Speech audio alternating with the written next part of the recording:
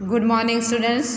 8th standard subject Gujarati, lesson number 13, जिसका नाम है सागरकांठानो प्रवास।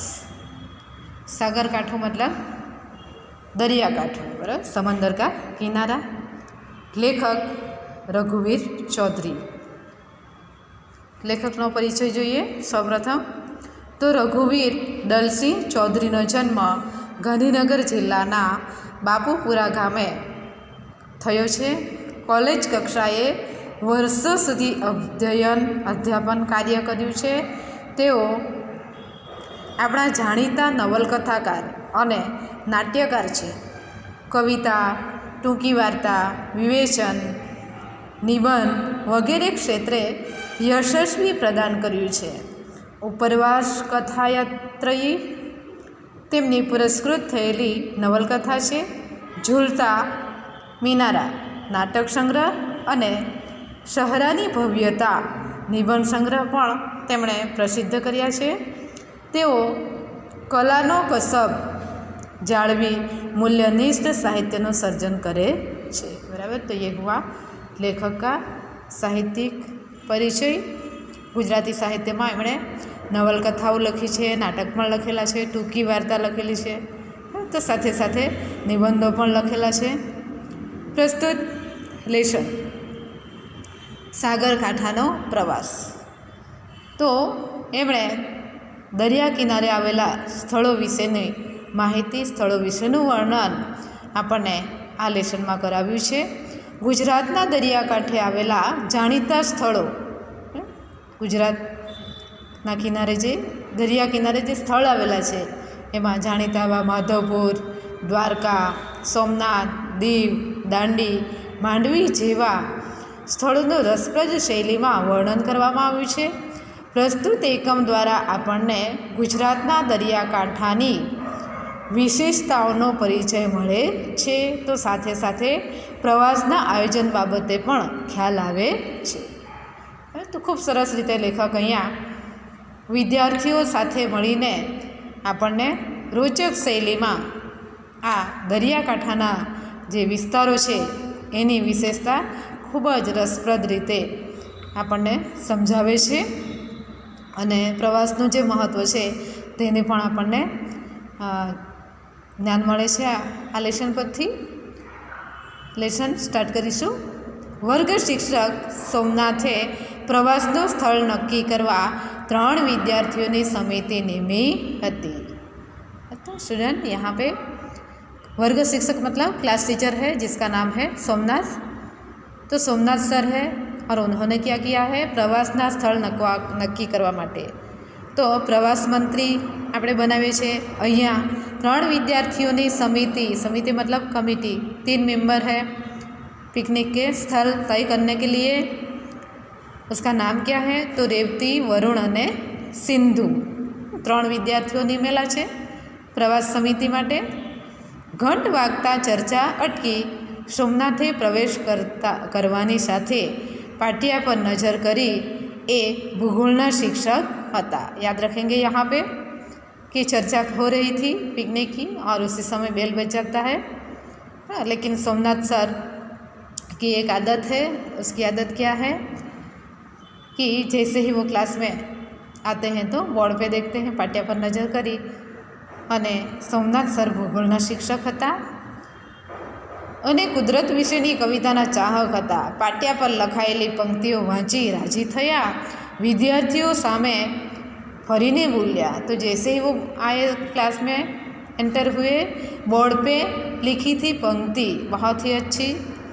रेलाई आवती छोने बधी खाराश पृथ्वीनी, सिंधुना उरमाथी तो उठसे अमी वादળી।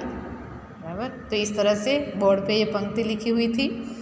तो ये वाँचे छे अने विद्यार्थीओ सामे फरीने ए कहे छे विद्यार्थीओने, आ पहलाना तासमां गुजरातीना शिक्षके आ मुक्तक लख्युं हशे एम मानीने सोमनाथ भूसवा गया। त्यां रेवतीए विनंती करी, रहवा दो साहेब, ये सुभाषित जन्मदिवसनी शुभेच्छा छे। बराबर। तो उनका क्लास है, अभी बोर्ड से वो टसल लेके मिटाने जा रहे थे। उन्होंने सोचा कि इससे पहले गुजराती का पीरियड था तो शायद उन्होंने ये मुक्तक की पंक्तियाँ लिखी होगी, लेकिन जैसे ही वो मिटाने गए तो बीच में किसने उसको रोका? रेवती ने, और क्या कहा कि साहब रहने दो, ये तो जन्मदिन की शुभेच्छा के लिए लिखा गया है। સોમનાથે એમની ડાયરી ખોલી, પોતાના વર્ગના દરેક વિદ્યાર્થીને એના જન્મદિવસે શુભેચ્છા આપતા। આજે પોતે કેમ ચૂકી गया? આજે તો વર્ગના પ્રતિનિધિ સિંધુનો જ જન્મદિવસ છે। प्रतिनिधि मतलब मॉनिटर। वैसे तो उनकी डायरी में जिसका भी बर्थडे रहता है वो नोट करते हैं, उनको पता चल ही जाता है, लेकिन आज उसको लगा कि आज मैं कैसे भूल गया। और ये तो किसका जन्मदिन था? सिंधु। अहींया नाम पण छे वैसे सिंधु, बराबर। सिंधु एटले एम तो समुद्र पण थाय। तो और वो तो मॉनिटर है, प्रतिनिधि छे। सिंधु ने शुभेच्छा आपी ए और उनको बर्थडे विश किया, बराबर, शुभेच्छा आपी बर्थडेनी, अने ए पगे लागीने ऊभो रह्यो। तो सिंधु पण एक विद्यार्थी छे, संस्कारो छे एनामां पण एक शुं करे छे? पगे लागे छे, आशीर्वाद ले छे। रेवती सिंधुनी पाटली परथी मीठाईनुं पડીકું લઈ આવી। સોમનાથે પહેલો ટુકડો લીધો। अरे वाह, छे સુખડી પણ મોહનથાળ જેવી પોચી, બરાબર। તો સિંધુ મીઠાઈ પણ લાવેલું છે। એ મીઠાઈનું નામ શું છે? તો કે મોહનથાળ, સોરી સુખડી, પણ એ કેવી છે? મોહનથાળ જેવી પોચી છે। એટલે ખુશ થઈ ગયા। રેવતી વિદ્યાર્થીઓને મીઠાઈ વહેંચતી હતી। એની સાથે પ્રવાસના સ્થળ અંગે સમિતિનો અભિપ્રાય સિંધુએ જાહેર કર્યો। કચ્છનો માંડવી, સૌરાષ્ટ્રનું માધવપુર અને દક્ષિણ ગુજરાતનું તિથલ, આ ત્રણમાંથી સાહેબ નક્કી કરે તે। तो एक ओर से वो जो मिठाई थी वो सब स्टूडेंट को बांटी गई, और दूसरी ओर यहाँ पे जो भी पिकनिक के स्थल है उनका जिक्र किया, और बाद में बोले कि आगे तो सर जो बोलेंगे वो हम नक्की कर लेंगे। शाबाश, तमे दरिया किनाराना स्थल पसंद कर्या ए मने बहु गम्यो। छेल्ले आपणे आबू अंबाजी गया हता। रस्तामां मैं तमने एक लेख वाँची संभळाव्यो हतो, पुण्यना पर्वत जेवा रविशंकर महाराज। एना लेखक हता स्वामी आनंद, सिंधुए कह्યું। तो अभी पिकनिक की बात चल रही है और सोमनाथ सर खुश हो गए कि आप लोगों ने सभी समंदर के किनारे के, दरिया के किनारे के स्थल लिए, तो मुझे बहुत अच्छा लगा। और चर्चा भी हुई कि लास्ट ईयर हम आबू अंबाजी गए थे, बराबर। छेल्ले આપણે આબુ અંબાજી ગયા હતા અને રસ્તામાં મેં તમને એક બુક વાંચી સંભળાવેલી, બરાબર, એમાં લેખ હતો।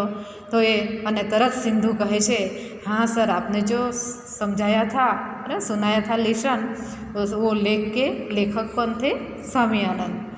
पर्वतनी ऊंचाई जोनारे समुद्रना ઊંડાણ વિશે પણ જાણવું જોઈએ। पर्वत, पहाड़ की जो ऊंचाई है, हम ऊंचे ऊंचे पहाड़ चढ़ते हैं तो यहाँ पे क्या कहते हैं सर? कि हम जब भी जाते हैं पहाड़ देखते हैं तो वो जानते हैं, लेकिन हमें क्या करना चाहिए? समुद्र ने ઊંડાણ, समुद्र विषे पण आपणे जाणवू जोईए। गोळमेची परिषदमां भाग लेवा गांधीजी इंग्लेंड जई रह्या हता। ઝવેરચંદ મેઘાણીને ખાતરી હતી કે બાપુ અપમાન વેઠી લેવાની ઉદારતા ધરાવે છે, તેથી એમણે ગાયેલું સાગર પીનારા અંજલિ નવ ઢોળજો બાપુ। ગાંધીજી દરિયાવ દિલ હતા, એમણે કદી કોઈને શાપ ન આપ્યો, આશીર્વાદ આપ્યા। એમના હૃદયમાંથી અમી વાદળી ઉઠી, બરાબર। અને એ રીતે ગાંધી બાપુને યાદ કરતા કહે છે કે ઝવેરચંદ મેઘાણી मतलब गुजराती साहित्यकार है। तो ઝવેરચંદ મેઘાણીને ખાતરી આપી હતી कि बापू क्यारे पण कोईने शाप देता नहीं, कभी किसी के बारे में, बापू मतलब गांधी बापू, बराबर। हम जानते हैं उनको कि वो कभी किसी को कुछ बुरा कहते नहीं हैं, बराबर। वो तो अपमान सह लेंगे लेकिन किसी को शाप देंगे नहीं। अने एटले ज एमना माटे एक गीत गायेलुं कि सागर पीनारा अंजलि नव ढोळजो बापू। साहिब प्रवासनो स्थल नक्की करवानो भूली गया लागे छे। जब सर ऐसे गांधी बाबू की बात बीच में लाए तो यहाँ पे रेवती को ऐसा लगा कि शायद पिकनिक की बात तो भूल ही गए हैं। એટલે રેવતીએ વરુણ સામે જોઈને સોમનાથ સાંભળે એ રીતે કહ્યું। સોમનાથે તુરંત પીઠ ફેરવી મુક્તક ભૂસ્યા વિના પાટિયા પરની બાકીની જગાએ પશ્ચિમ ભારતનો नक्शो दौरीने दरिया किनाराना स्थलों नाम लखवा मांड्या। तो इस तरह से उनके जो सर है वो गांधी बापू की बात करने लगे, तो रेवती वरुण की ओर देखती है और जिस तरह से सर सुने ऐसी आवाज़ में वो बोलती है कि शायद सर तो भूल गए हैं पिकनिक के स्थल लिखने के लिए, तय करने के लिए। तो तरत सोमनाथ सर शू करे छे, जो बोर्ड पे लिखा हुआ था उसको मिटाए बिना जहाँ पे जगह थी वहाँ पे नक्शा बना देते हैं, बराबर। मैप नक्शो एटले पश्चिम भारतनो अने दरिया किनाराना स्थलों लखवा मांडे छे। छेक उपरना कोटेश्वर नारायण सरोवरथी शरूआत करी मांडवीना नाम सामे वहाण चितर्युं, पछी द्वारका, बेट द्वारका लख्युं। बोलो हवे शुं लखवुं, बराबर। तो तुरंत ही सरने क्या गया, जो दरिया किनाराना स्थळ छे ए लखता गया अने पछी શું કહે છે, વિદ્યાર્થીઓને કહે છે કે હવે તમે બોલો કયું લખવું। માધવપુર છેલ્લી પાટલી પર બેઠેલા વિદ્યાર્થીએ કહ્યું, મેં માધવપુર જોયું છે, એના વિશેનો લેખ પણ લાવ્યો છું, લો વાંચો। तो एक स्टूडेंट ने क्या कहा कि अभी आप माधवपुर लिखो, क्योंकि माधवपुर भी बहुत अच्छा है, मैं गया था और वहाँ से एक लेख भी लाया हूँ, इसके बारे में जो है जानकारी आप पढ़ो। विद्यार्थीओने सोमनाथ प्रोत्साहन आपे छे, ए बने एटलुं जाते भणे तो वधु सारूं एवुं ते माने छे, तेथी लेख वांचवा लाग्या। और शिक्षक बहुत ही अच्छे हैं, टीचर उनके सर स्टूडेंट को हमेशा प्रोत्साहित करते रहते हैं और उनकी सोच ये है कि जितना हो सके स्टूडेंट खुद ही पढ़ना चाहिए, खुद ही समझने चाहिए। एटले ए जे लेख आपेलो छे ते वांचे छे। माधवपुर सौराष्ट्रना सागरकांठानो वृंदावन छे, याद रखेंगे यहाँ पे। वृंदावन एटले जे आपणे श्री कृष्ण ने याद करिए, बराबर। तो ए माधवपुर ए सौराष्ट्रनो शुं कहेवाय छे, वृंदावन कहेवाय छे। अहीं सदीए सदीए महान संतो आव्या छे, अहीं सदीओ जूना झाड़ छे, आंबली, रायण, नाळिયેરી बेसुमार छे, पपैया छे। अहींना पोपट पण पपैया जेवा ताजा माजा छे। અહીં રૂકમિણી શ્રીકૃષ્ણના લગ્ન દર વર્ષે ઉજવાય છે। ભવનાથ અને તરણેતરની જેમ અહીંનો મેળો જાણીતો છે। અહીં ભાદર, ઓજત અને મધવંતી નદીઓ સમુદ્રને મળે છે। આખા ઘેડ વિસ્તારને હરિયાળો અને ફળદ્રુપ રાખે છે। અહીંનો દરિયા કિનારો વિશાળ અને ઉજળો છે। ઘણા પ્રવાસીઓ ચોરવાડ કરતાં માધવપુરના દરિયા કિનારાને વધુ પસંદ કરે છે।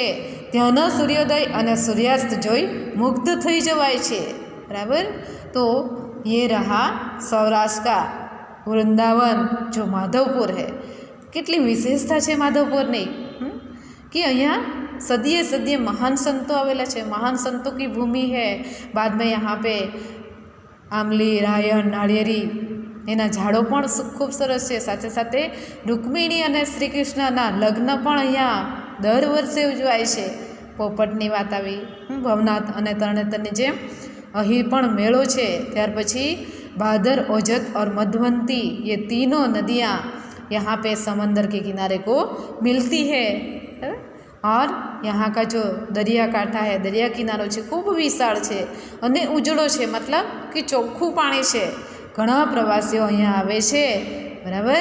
अने त्यां खास विशेषता कही छे कि माधवपुरनो जे सूर्योदय छे, सूर्योदय मतलब जब सूर्य निकलता है और सूर्यास्त मतलब जब सूर्य अस्त होता है, तो दोनों यहाँ बहुत ही अच्छे दिखाई देते हैं। ये जोईने लोग मुग्ध थई जाय छे। तो चालो माधवपुर, रेवती बोली, बराबर। तो रेवती खुश थई गई और कहे छे कि चलो सर आपणे माधवपुर जाइए। ओके स्टूडेंट, इस वीडियो में यहीं तक है। आगे का लेसन हम नेक्स्ट वीडियो में देखेंगे।